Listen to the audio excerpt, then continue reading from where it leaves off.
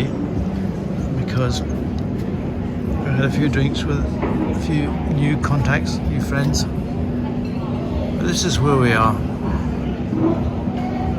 Our yacht is there, you can just about see it, not so bad there. And this is a lovely, lovely spot, lovely spot. The contrast between here and Durban is like chalk and cheese. It's almost like we're in another country. And the Commodore is settling down to a nice glass of wine. We're looking forward to our king clip and our Oyster. Oh, our oysters, yeah, I forgot about the oysters, yes. Oysters first. Yes. Prawns and then king clip. Yes, yes. Looking forward to all of that. So, this is what we call not so bad.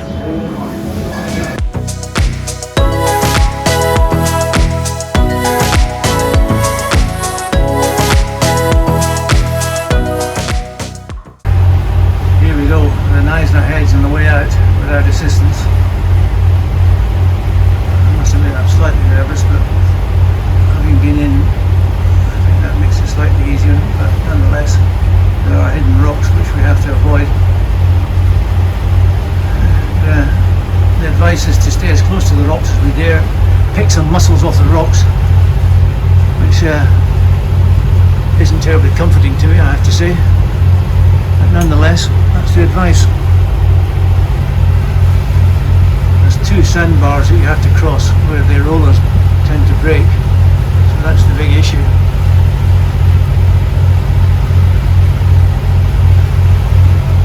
Sandra's doing some filming as well, which is good. And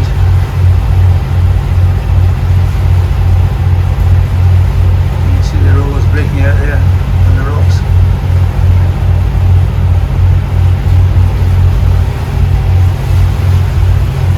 Marker there, there's a red one further back somewhere.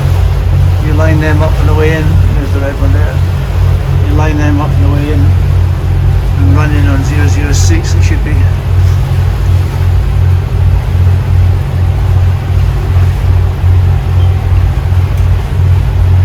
there are a few breakers out there on the outside bar. So the rocks are pretty close now. Like I said, pick some barnacles off them. Take some mussels off them. Really close enough for that.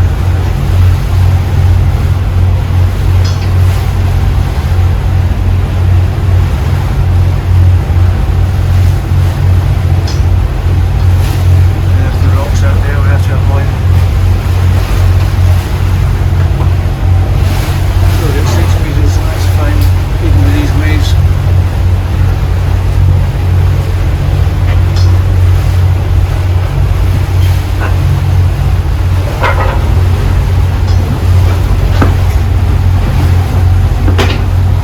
Hi guys, it's 5:30 on Wednesday.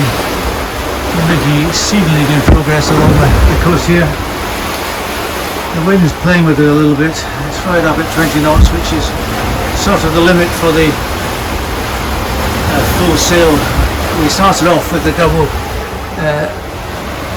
reef in the mainsail, but the wind dropped down to about 15 knots, sort of between 15 and 20, so 16, 17 generally. And in the end, I decided to shake out the reefs. Now it's gone back up sort of towards 20. It's been right up at 20 for a bit. But the important thing is the apparent wind, because that's what the yacht feels. And the apparent wind, despite the 18 knots or so, is 15 or so, which is here. Here. Of course the trick is that we don't want it to get way over 20 and then have to put the reef in, because that gets more tricky. But for the moment we're making exceedingly good progress. Meanwhile, the Commodore is cooking supper. We're having something very simple tonight. I don't know quite what, because I had a tummy bug yesterday and was very poorly for 12 hours or so. And in fact we nearly postponed our departure from Neisner. But I recovered and we're continuing towards Hout Bay. We hope to be there sometime tomorrow. We're trying to keep the speed up so that we can get there in the evening, preferably in daylight. But I'm not sure that's going to be possible, but certainly in the evening before it gets too late. Apparently the marina has lit, they've got staff there that will help us in, so it should be fine even if we arrive after dark. So that's a progress report from Not So Bad. Good morning guys. Commodore, what's happening? Today is the 27th of January, exactly 3 months that we've been on the sail, and currently we are just passing the Cape Agulhas, leaving the Indian Ocean behind and entering beautiful Cape Town Atlantic Ocean. So the two oceans meet, and yes, this is the first for us and a very, very iconic experience. And it's the southernmost tip of Africa. I always used to think that the Cape of Good Hope was the southern tip of Africa, but I've discovered since I've been coming to South Africa that Cape Agulhas is the bottom of Africa. So this is the very southern tip of Africa. The most beautiful part of the world, like everybody is aware of. So, and in celebration, we're just about to raise Mr. Rowley Tasker, because the wind all night has been down below 10 knots. We've got sort of 8 to 10 knots all day, all evening. We're motor sailing currently with the mainsail. We're going to get a bit more help from the sails. Behind us we've got Nemesis out there, somewhere there, and they're sailing with a spinnaker. I could see them in the binoculars out there somewhere. I don't think they're going quite as fast as us. They may not be motor sailing. They're off to Simonstown, yeah. They left PE with Infinity. But yeah, it's a beautiful day in the Indian Ocean. I cannot believe we're rounding the tip of Africa, which has got a fearsome reputation. Fearsome reputation in such benign conditions. Unbelievable, eh, Commodore? Yes, yes. So let sleeping dogs lie awake until we get to Hout Bay, then we'll be able to give the full view whether it is that way or not, because we've been warned about this ruthless stretch down to Cape Town. So yes, in Neisner we were told that the best time to leave Neisner for Cape Town was when there was no wind at all and motor the whole way. That was the best time to go. So it's not quite as windless as that, but it's very nearly. And we would like to get to Cape Town at a reasonable time, although I don't think that's going to be possible. After a bit of a struggle, we've got Mr. Rowley up. I can't say he's very happy about it. We've never had a great deal of success.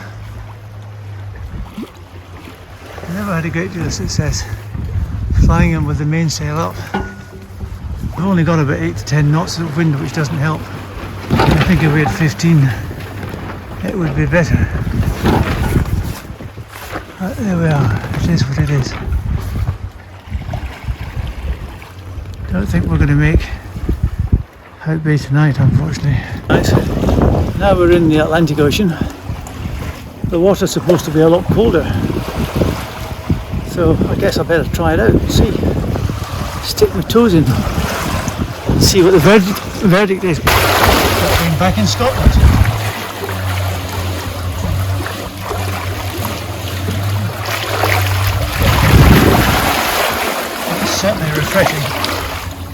Certainly refreshing. Okay, I've made some adjustments to Mr. Rowley.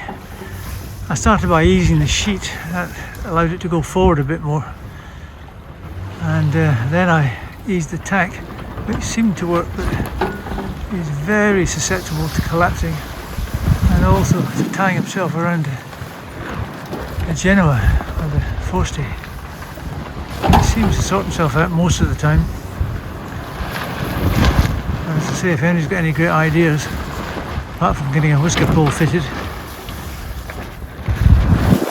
I'd love to know what they are.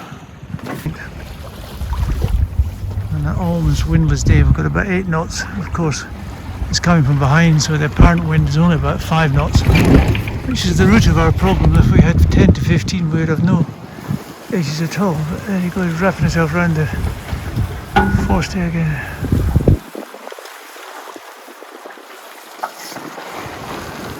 My initial thought was to keep it tight. That would...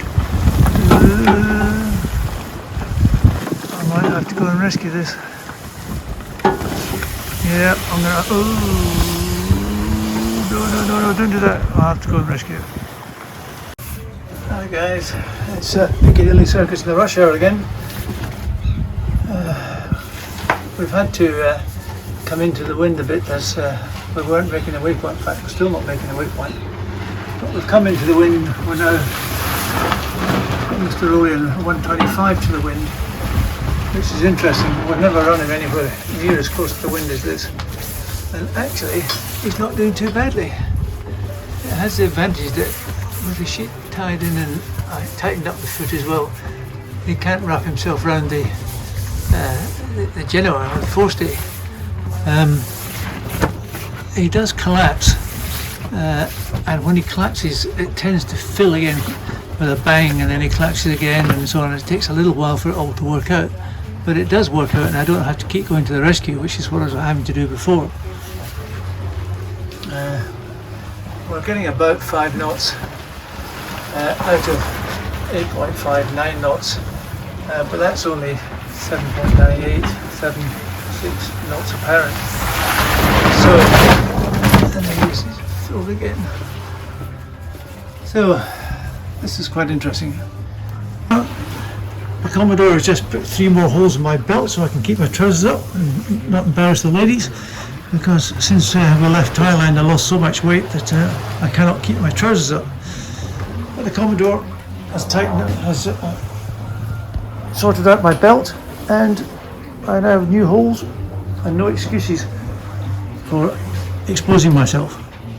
The Commodore's plants are coming along, tomatoes are appearing, chilies are just about ready for picking, I think. They took a bit of a pounding from the salt water across the oceans, but Sandra has kept at it, and they keep sort of being resurrected from the dead. God knows how. SV Nemesis has caught us up and is coming to pay us a visit by the look of it. I think they must be motor sailing, but 6.8 knots and 8.5 knots of wind, so they're doing pretty well if they're not. We've got the fishing lines out, but we're not having any luck. The fishing lines out because there were so many sea lions around. I felt there had to be some fish. We've got to catch something. No luck so far. No luck. Here they come. Roaring up to us. Say hello. Sailing PE, it says on the side.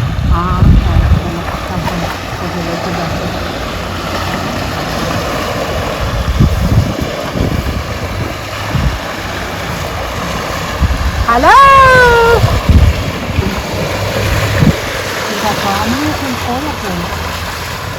Howdy, hi!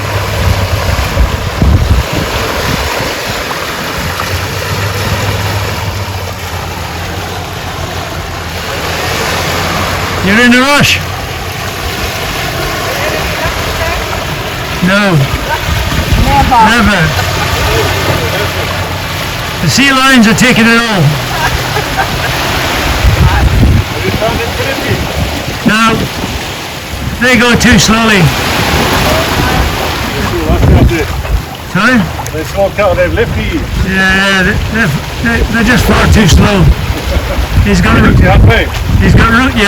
rookies on board and they don't know what they're doing. So, you had any luck? No, nothing. Alas, enjoy Simonstown. Hi.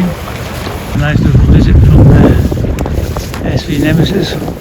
first visit we've had, apart from those mad fishermen in the Indian Ocean way back before we got to Mauritius, before we got to the equator. A lovely day here in the Indian Ocean. Sandra wants to motor to get us there quicker. It seems a bit cool. It's such a lovely day. Yes, the wind's a bit light. We've complained often enough about the wind being too strong, so perhaps we shouldn't complain about the wind being too light. All in all, it doesn't get much better than this. I cut it short. Sandra's just anxious to get there because it's home sweet home for her. But she's been waiting a long time. Another 12 hours or so won't make any difference. Hi guys. It's Thursday, 27th of October. No. Of January. Of January. And we're coming to the end of our last day at sea in this first and arguably most important section of our circumnavigation. The first section from Thailand to South Africa, to Cape Town specifically. Most important because we're both beginners at it, and we were learning and making mistakes and trying to do better. And also because everyone says the Indian Ocean is the most difficult crossing. But here we are now, coming to the end. Beautiful sunset again. I can get it in. And as we pan round off in the distance, you can just about make out, I can certainly see it with the naked eye, Cape Point. We're going to go round Cape Point and head north towards Cape Town, but stop in Hout Bay, which is just a little bit short of Cape Town. And on the right hand side here we have False Bay. Okay guys, we've made it to Hout Bay just as the dawn rises, sun rises. We're in a rather tight little mooring. The jetty's not really long enough for a yacht this size, so our backside is sticking out the back, and sea lions are not happy about it either. And I've taken some time trying to get the ropes right. Unfortunately, the wind is from the right, as I look at it, the left as we came in on the port side. And as we came in, we were drifting, obviously, to starboard. And we caught the corner. I was worried about the front because it's so short. And we caught the corner and I've scraped my boat.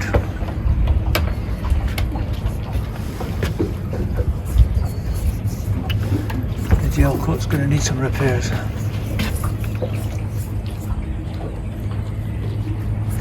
On the positive side,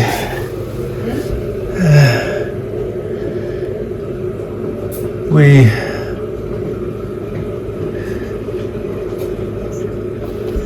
at 26.7 knots, we hit 12.5 knots. Average speed was 6.1, and we've done 832 miles since Durban.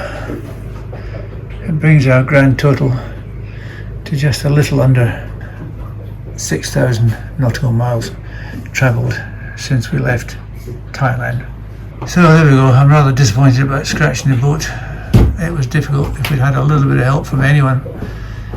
But as I say, I think the marine staff were asleep and everyone else certainly was, understandably, at 4:30 in the morning. But there we go. Bye We for now. arrived safely, that's important. Well said, Commodore, well said. Arrived safely, that's the most important. We beat the Cape Storms, the Cape of Storms, The wild coast. the wild coast. And now it's time for a little medicinal whiskey. You enjoy it. Cheers, everyone. Cheers!